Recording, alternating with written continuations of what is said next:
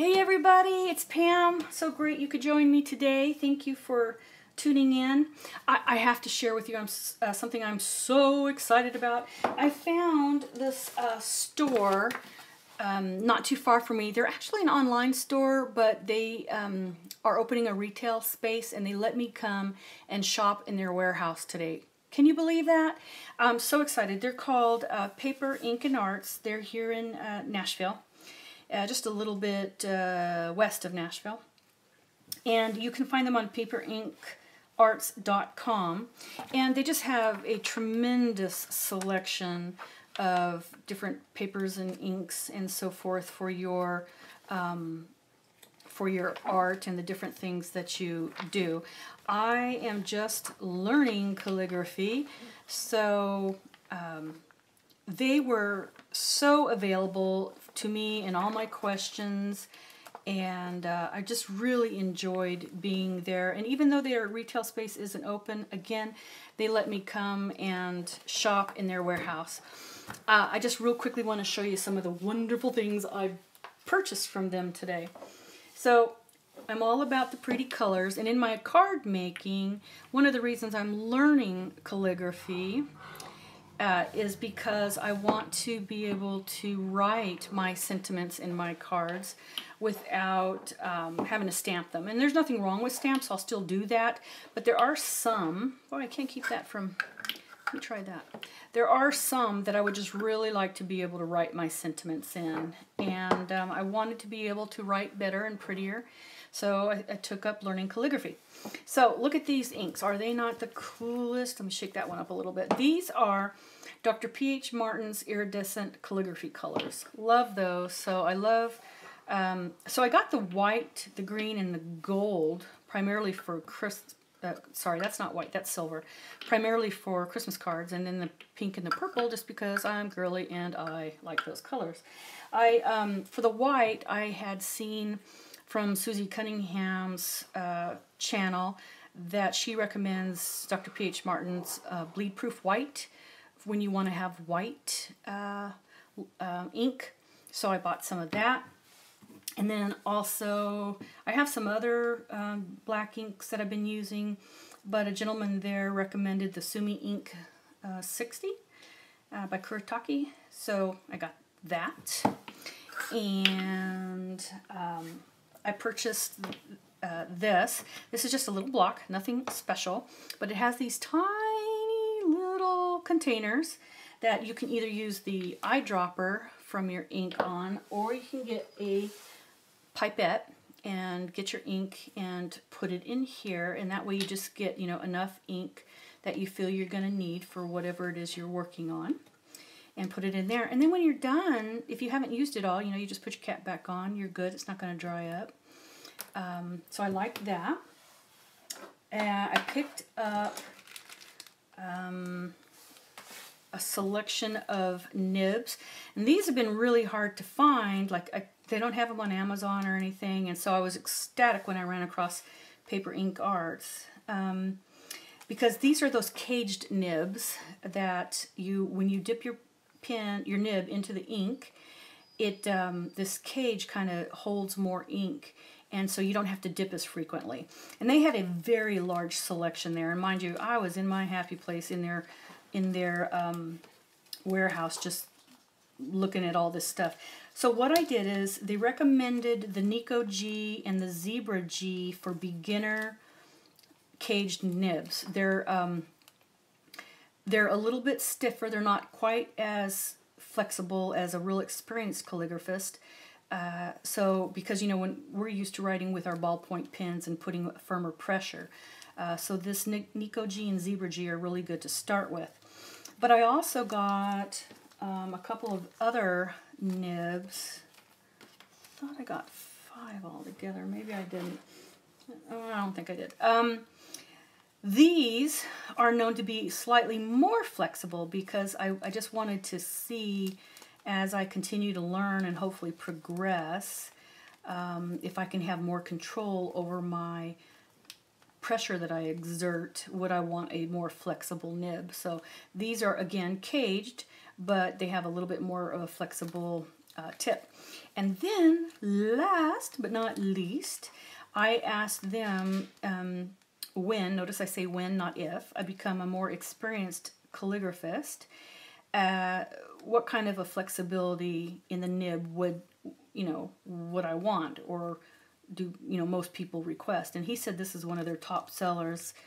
Notice it's not a cage nib, it's a regular nib, but this one is by Leonard, Leonardt, Leonard. I've seen that one online quite a bit. It's a Leonard 41, so maybe some point I'll actually be experienced enough to write decently with that nib. What's really cool is they had this container by Art Bin, and I've never seen anything like this at Joann's or Hobby Lobby or Michael's, but this is specifically for calligraphy. See from the picture. You can put your pin holder here and then your different nibs in these containers. So I love anything organization, so that was pretty darn cool. I apologize for the glare. All right, I also got a really nice, I love the feel of this, oblique pin, nib holder. So your nib goes in here, and this is an adjustable flange, so you can put any size nib in here. And it has a nice weight to it. I liked it rather than, they had a huge selection. And it was nice being able to feel it, feel the weight in my hand, rather than buying it online, trying it out, deciding I don't like it, etc. I really like this weight. And but if you tend to like lighter weight ones, they certainly have a selection of them. So I got that, and then oh my God, isn't this cute? I just had to get it just because it's a cute little jar. Of course, it's an ink well to put your ink in, and you can store it. I also found these. I thought these were really cool. So these are Pentel sign pins, S-I-G-N, sign pins. And what's nice about these is they have this tip that you can get a thin upward stroke and a thicker downward stroke. Now, these are fine. I have seen these on the internet. They have extra fine. I think I want to find the extra fine and see what kind of a I don't know what kind of a job I could do with these. This is just a piece of paper, so you can do a thin upstroke, you can do a thicker downstroke. So that's nice if you don't want to mess with ink and nibs and all that kind of stuff. So, for example, here's an M. So you can get that thicker and thinner stroke. These are pretty cool with that. The extra fine, I don't know, this is fine. They said that they don't really, they don't sell the extra fine. Maybe an extra fine isn't needed because that's a pretty thin stroke. So I don't know, these will be good. I just got 3, gold, purple again. Are you seeing a trend there? I love purple, gold, and red in those. And then I found they had this there. This is nib and pin wipes. There's 5 in a pack. They're really, really cheap. I don't even know what $4.99 for a pack of 5. These are pretty large. I think 8 by 10 looks like the size. 100% lint free. So when you're working with your ink in your oblique or regular pin holder and you need to wipe off the ink, that's what you use. And then I found this paper. I like this paper because the lines are smaller and I feel together, and I feel like I could write more small. The practice paper I have is this one. This one is Calligraphic Practice Paper Pad by U.S. Art Supply. I found it on Amazon. And I like it. I like the thickness. I like the lines, all that good stuff. But I didn't feel like the slant was at the right slant for learning copperplate. Because in copperplate, you're supposed to be anywhere from I think a 40 to a 55 degree slant. So this is probably not for copperplate, this particular practice pad.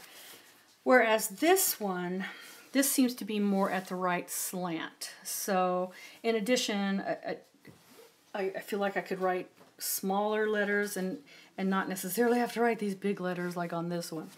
So I got this paper. This is, I guess, made by Paper and Ink Arts. And I found this book, being a newbie into calligraphy. I got this book, I'm sorry about the glare, Mastering Copperplate Calligraphy, a step-by-step manual, and it is by Eleanor Winters. And I really like this. I don't want to spend a lot of time on it, but it was great that I was able to go in there and flip through all their books in their warehouse, rather than just trying to buy online where you can only see, you know, the cover. One thing that really struck me about this book is, you know, when you're looking at the pictures of letters and their forms, you can pretty much, you know, it shows you the upstroke, the downstroke, that kind of a thing. What was nice about this is that on your practice paper, it kind of shows you where you should be on your practice paper. That's where I was struggling, is like, where in these lines should I be starting, and how far down should I go, and how far up should I go, and that kind of a thing. And I really struggled, for example, on the K's. Like, I could figure out the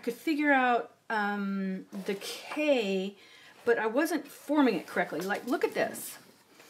So on the K, you can have, you know, the beginning stroke different ways, right? But I was really struggling with the shape of the legs on the K. And I thought, this is pretty cool how they kind of explain that, how to do that. So I'm going to try that out. I also liked how, you know, it shows the different P variations, and the R, how the tip of the R is supposed to be above that line. For example, right here on the incorrect example, it's not supposed to be under the line, even with the tops of the A and the E. It's actually supposed to be slightly above. So I really like this book. I thought, for me, being a complete beginner, this was a good book to start with. There's a lot of books out there, but this one is meeting my needs. And it wasn't that expensive, just $16.95. I thought that was an incredible price for the information that's in here. And then just finally, don't want to bore you too much, but I found this other paper. I like this paper because it looks like regular writing paper, but it's a little bit thicker. I can't read on the back how thick it is because it says 90 grams, but from the feel of it, I know it's not 20 pound, and I know it's not like 80 pound because that's what I use for card making. So it could be maybe either 32 pound or maybe even 60 pound. Nah, I'm thinking it's more 32 pound. It's thicker, definitely. So I don't know if calligraphy inks will work on it, but I'll bet you these would. Let's see real quick. Let's just try something. Let's try a letter. Come on, give me a letter. That's a C. It doesn't bleed through. A little bit of ghosting, but it doesn't bleed through. So this is nice too,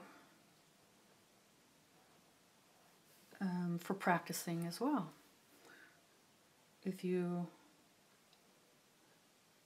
want to do that, I guess. So anyhow, I like that. You know, what can I say? Anyway, that's my haul. Had a great time shopping at that place. I highly recommend it if you are in the area, or if you want to check them out online. Please know I'm not being compensated in any way. It's just as I go down this journey of learning calligraphy, I thought I'd share some of the things that I am learning as I go along. So I hope you all have a wonderful Thanksgiving holiday. Today is Monday, the 21st, and I'm on vacation, so I'm enjoying crafting and everything paper and ink.